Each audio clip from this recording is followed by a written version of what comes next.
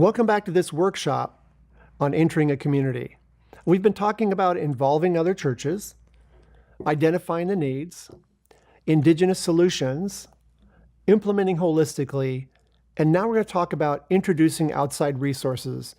And to do that, we're going to use the river crossing story. The purpose of this activity is to help participants see the impact of introducing outside resources into a community. It is important to look first at existing local resources and knowledge when initiating a piecework. If outside resources are needed, there are important considerations to keep in mind when providing training and support to local community members. Our objectives are that participants will understand the value of teaching people to do for themselves using locally available resources. Participants will learn the value of using the concept of multiplication when deciding on the appropriate resources to offer a community. And participants will learn some helpful tips to consider when providing training to a community. So first, draw 2 lines with chalk on the floor to be the banks of a river. Draw 2 circles representing stepping stones and a larger one in the middle to represent an island. Explain the symbolism of these markings. Ask 3 people from the group to role-play the story as you tell it. Identify them as the first, second, and third person. Here's the river crossing story. 2 people came to the river and want to cross but do not know how to swim. The current is strong and they're afraid to cross. A third person comes along and sees their difficulty. He offers to help them cross on the stepping stones, but they're afraid. He agrees to carry one on his back, but only manages to reach the island where he leaves the first person. He then returns to get the second person, but is now too tired to carry him. The third person refuses to carry this person, but agrees to help him walk across the stones. Halfway across, the person feels confident enough to manage on his own. Both people cross the river. However, first person is still marooned on the island and shouts for help as the third person walks away completely forgetting that he's left. Second, discuss the first part of the story. Use the questions below to help participants to think about the use of resources in a community. Why do you think the first 2 people refused the third person's initial offer to help them cross the river on the stepping stones? Why were they willing to allow him to carry them across instead? Why does the third person quickly tire out, exhausting his own personal resources? What did the third person do to help the second person to gain enough confidence to cross the rest of the river on his own? Which person was ultimately helped more, the first or the second? Why? And have you ever seen a similar situation happen in your community? Third, have the volunteers act out the final part of the story as you tell it. The second person hears the frantic calls of the first person and realizes his friend is still stranded on the island. But he's a little nervous, but uses what the third person taught him to cross back to the island. He then in turn teaches his friend how to cross the river using the stepping stones.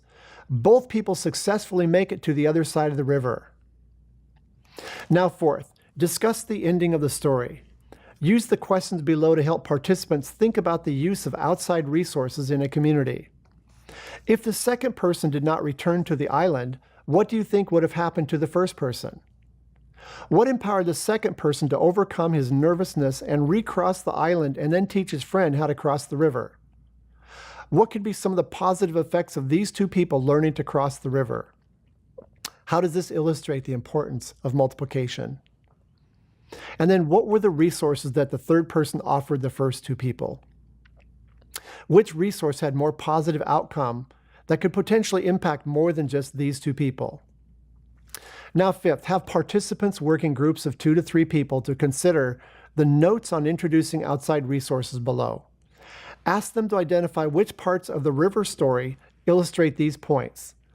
Have each group pick one point they find to be particularly valuable to share with the whole group.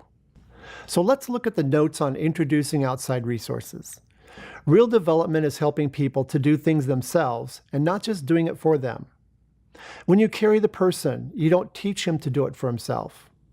Sometimes you hurt more than help a person by doing it for him. Doing it for someone doesn't get the job done.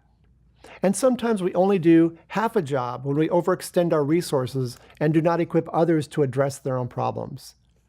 Use local resources so that once a trainer leaves, the people are equipped to address their own needs. And when the outside help leaves and the people are not taught, the project will die.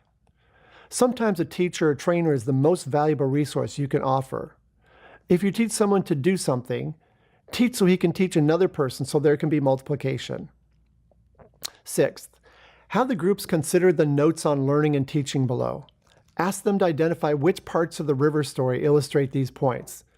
Have each group pick one point they find to be particularly valuable to share with the whole group. Here are the notes on learning and teaching. People are motivated to learn when there is a need. People learn better by doing and not just seeing. People learn through step-by-step instruction as they need to know. People learn by example and encouragement. People learn when they understand why. Explanation is needed. People learn when they practice new skills and knowledge. Repetition is important. A trainer needs to know how to do the task, but doesn't need vast experience to teach others. Just because someone can do something doesn't mean they can teach others. And seventh, have the groups discuss the question below and share their response with the whole group. Why is using the concept of multiplication key in deciding how to introduce outside resources into a community? Now, you as peace leaders, what I want you to do is take some time and talk through this whole area of introducing resources into a community. Thank you for participating in this workshop on entering a community.